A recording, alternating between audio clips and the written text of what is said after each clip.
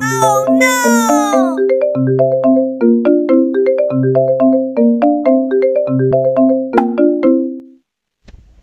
Ano po?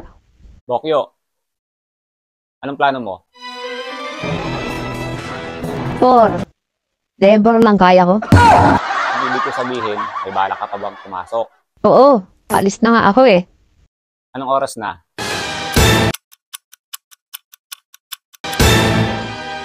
Alas 12. Anong oras pasok natin? Alas 8 po. Dapat sa'yo yung trabaho, yung walang amo. Yung oras ay sarili mo. Dapat yun ang pinapasukan mo. Meron bang ganun po? Oy, Bokyo, naghahanap ka ba ng trabaho?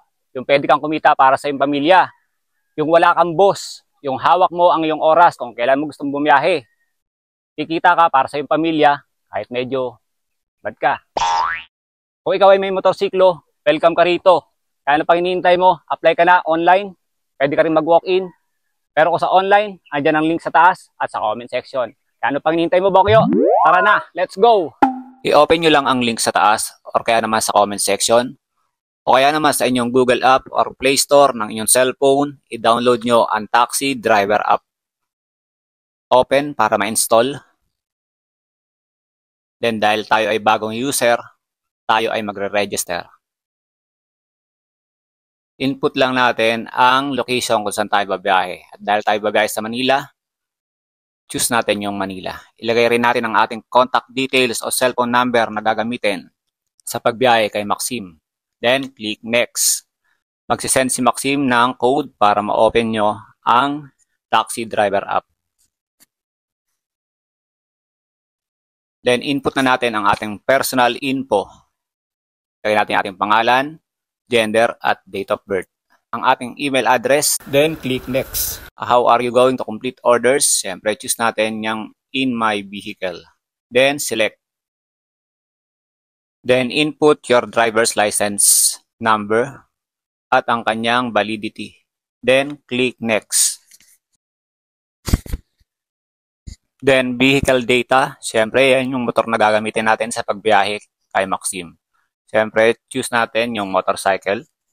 At dapat ang model na gagamitin mo sa mototaxi ay 2021.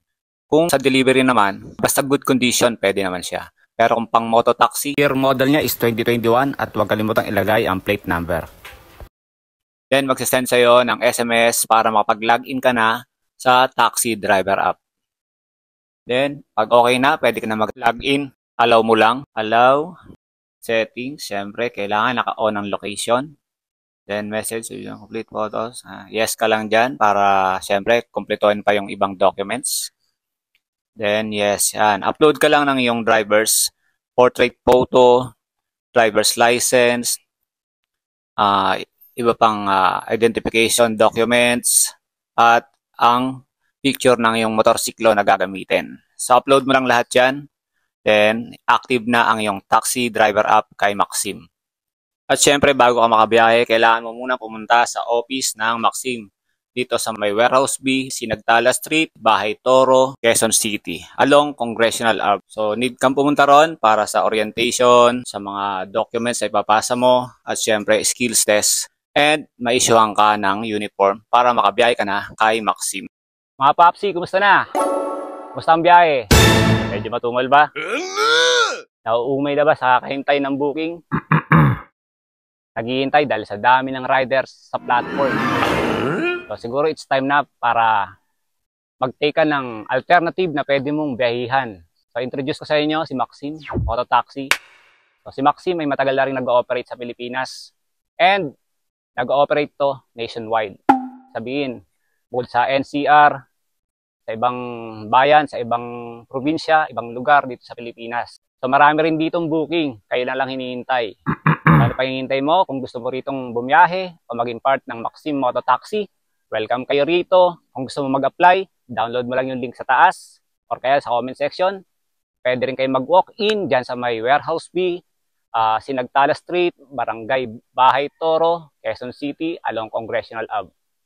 So kita-kita tayo. Mas maraming option, mas maganda, mas may chance kang kumita para sa iyong pamilya. Nice! Let's go! See you sa Maxim Mototaxi dito ikaw ang boss.